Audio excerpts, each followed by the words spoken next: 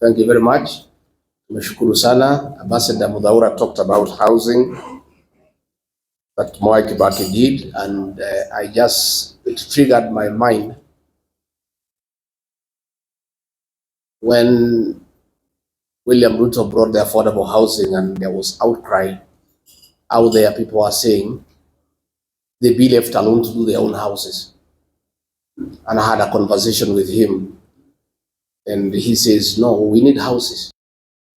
And I told him, Mwai Kibaki did a lot of housing, but not the actual construction.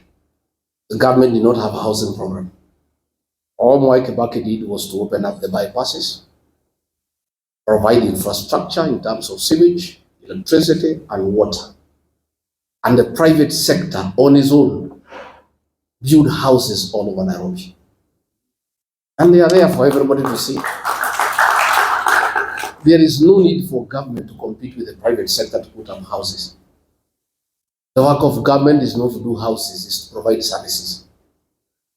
And of course, he said, I'm not Mwai Kibaki, I will do things differently. So one of the things we intend to do, those of us who are like-minded who want to have a regime change in 2027, is to scrap the housing levy and reinstate the housing initiative to the private sector by government just providing services. Just do roads, water, open up, and things will just come up on their own. Again, I must say, I went to see Mwai Kibaki in 1988. I was a student leader at the University of Nairobi. I was the chairman of the Nyeri University Student Association. And through my then Member of Parliament, the late Matuamai, I sought an appointment to see the Vice President, and I went to his office in Jomo House. And we had a lot of discussion, and he wanted to know what are my ambitions, and I told him I'm interested in business. I had thought him to give me some money to start the business. Not Mwai Kibaki. He went on his shelf, behind him, there were many books.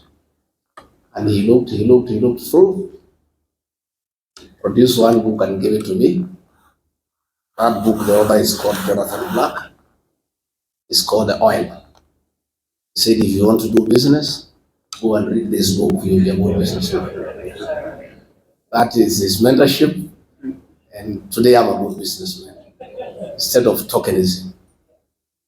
Judy, please work quickly to finish the mausoleum in Obaya, because much as we are having this ceremony here, the villagers back home would like to celebrate Mzee, and they would like to come and remember him.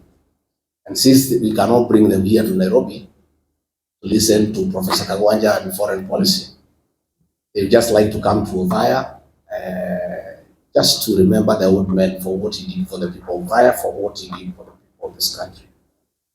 Professor Kagwanja, thank you. On the foreign policy, you have told us Mwai Kibaki, his foreign policy was based on the best interest for this country. The other day I talked about our foreign policy in Sudan that is driven by commercial interest.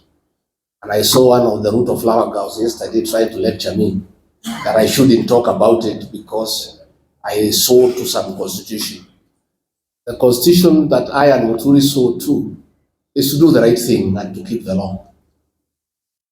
It's not to enable other countries to buy arms to kill children.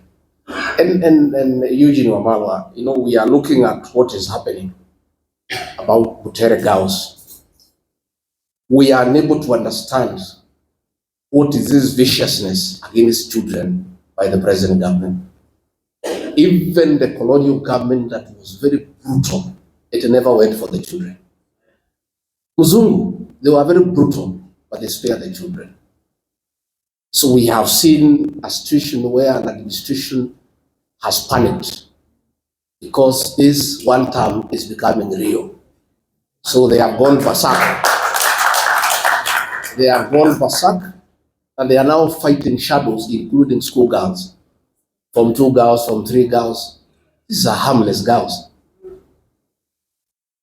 How fluid is your government if girls can bring it down? Girls. Sure. So when you look at the situation in the Sudan, we are allowing gold to be processed in Kenya and guns to be smuggled through Nairobi to go and kill children in the Sudan. So we are asking, what is this bile against young children? We saw the killing of the Gen Zs, the abductions of young children. What is this bile against innocent young children? So as we move on, let's pray for the country. And Ambassador, again, to shukuru wewe. Now I'm looking at General Gachagua here, and I want to say, if General Gachagua was the director of this, that plane would not have been banned in Nakuru if it had to be banned. Because it came all the way from the sub-county, nobody noticed. It went to the county, nobody noticed. It went to the region and it became number 3, nobody noticed. They only noticed about it in Nakuru, in the finals, because of a failed intelligence system. You know, that will not happen. So if a decision needed to be made that is a bad play and people should not see it, ingesimamishiwa huko mbali, because the houses on the ground every day. Lakini watu wote wamelala, kila mtu anatafuta pesa. Hii serikali ni ya biashara. Watu ya intelligence wanatafuta biashara, watu ya polisi wanatafuta biashara, rais mwenyewe anatafuta biashara. Sasa these are things that would make Mwai Kibaki turn in his grave. You know, tuko na shida kubwa, lakini Mungu anatusaidia. So Jacob Haji, we are forming a political party in May. Tutatangaza, we will look for a way to work with the Democratic Party. We would like to be associated with Mwai Kibaki and what he achieved.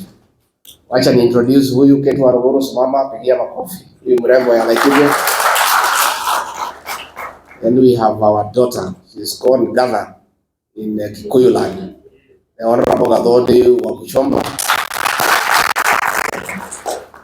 Tuko na Masa Gakuya, alikuwa mjumbe hapo Kasarani. She has been associated with this party for a long time. Because tuko na Norman Nyaga na wengine, na tumeshukuru sana, and the organizers of this function, we are honored. Tuko na Jane Kihara, the great lady of Naivasha. Alichaguliwa as an MP kwa hii chama ya Democratic Party.